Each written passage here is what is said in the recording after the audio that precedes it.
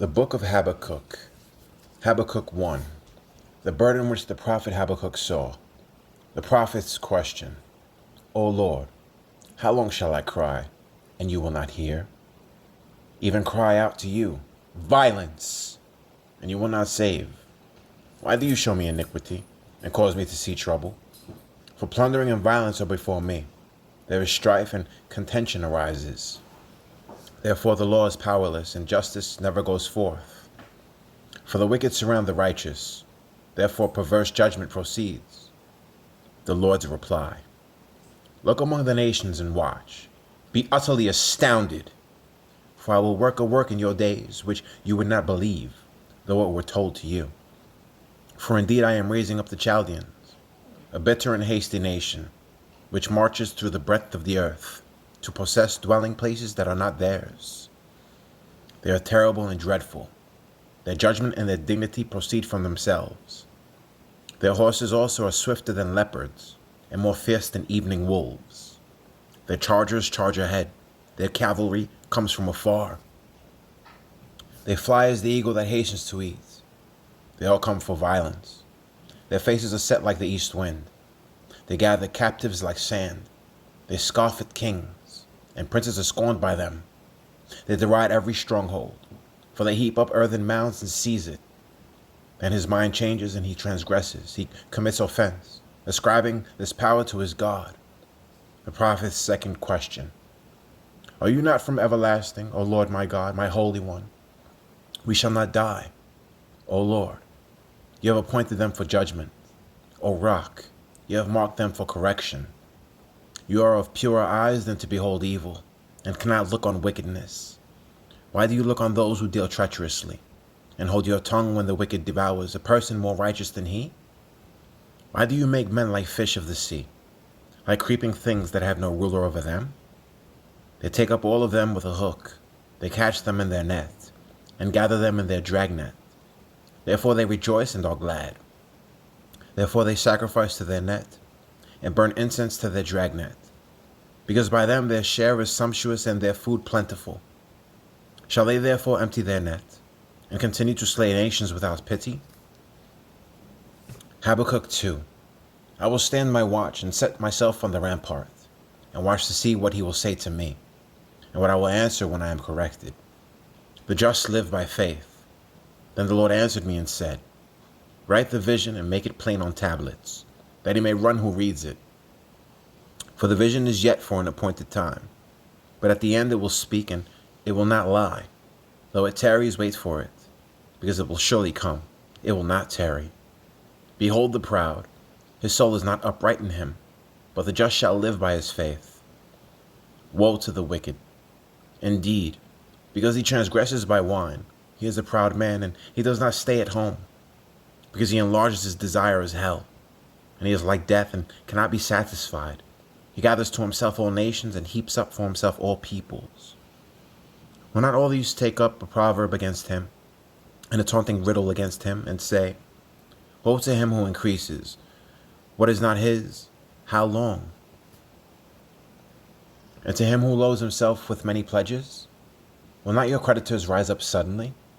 Will they not awaken who oppress you? And you will become their booty.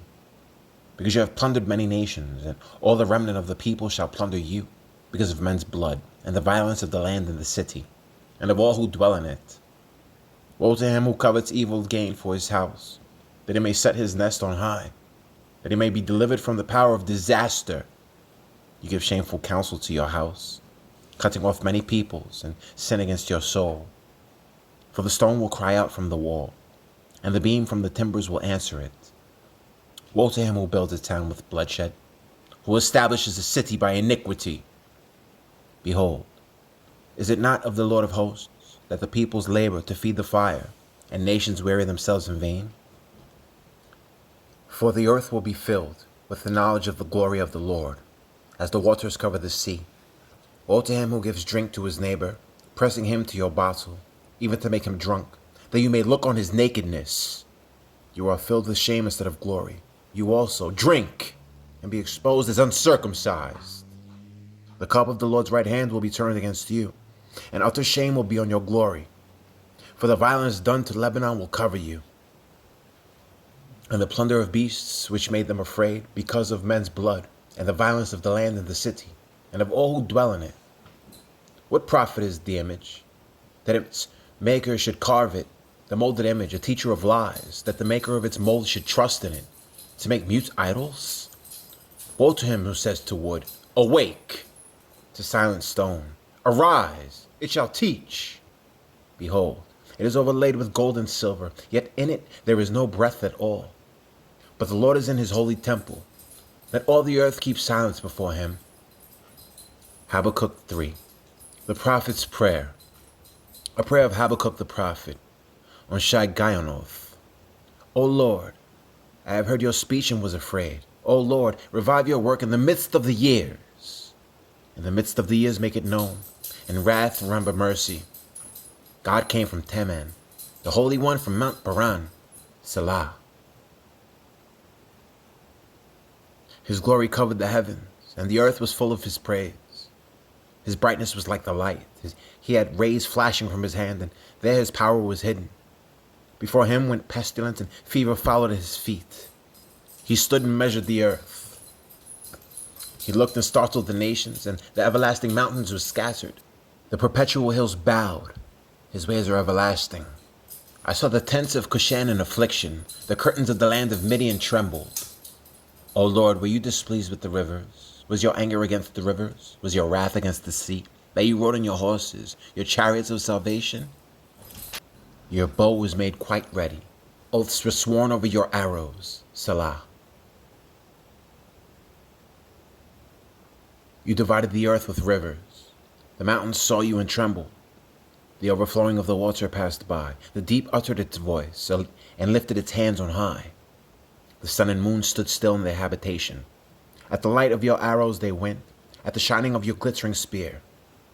You marched through the land in indignation. You trampled the nations in anger. You went forth for the salvation of your people, for salvation with your anointed. You struck the head from the house of the wicked, by laying bare from foundation to neck. Salah. You thrust through with his own arrows, the head of his villages. They came out like a whirlwind to scatter me. Their rejoicing were like feasting on the poor in secret. You walked through the sea with your horses, through the heap of great waters. When I heard, my body trembled. My lips quivered at the voice. Rottenness entered my bones, and I trembled in myself, that I might rest in the day of trouble. When he comes up to the people, he will invade them with his troops. A hymn of faith. Though the fig tree may not blossom, nor fruit be on the vines, though the labor of the olive may fail, and the field yield no food, though the flock may be cut off from the fold, and there be no herd in the stalls, yet I will rejoice in the Lord. I will joy in the God of my salvation. The Lord God is my strength. He will make my feet like deer's feet, and he will make me walk on my high hills. To the chief musician, with my stringed instruments,